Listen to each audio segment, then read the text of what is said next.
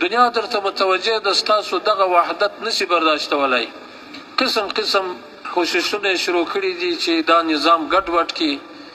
نو دې نظام پسې سپکې سپورې وایي یا نور بلایو پر وایي. ورونو دا اوس د اسلامي نظام د شرعي نظام دا دیموکراسي نظام نه دی. دلته په دې ځای کې دیموکراسي نظامونه تیر شوي دي.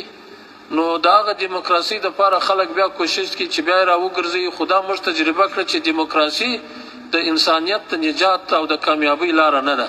ورونو دغه اسلام یې د کامیابۍ لاره ده، دغه شریعت یې د کامیابۍ لاره ده.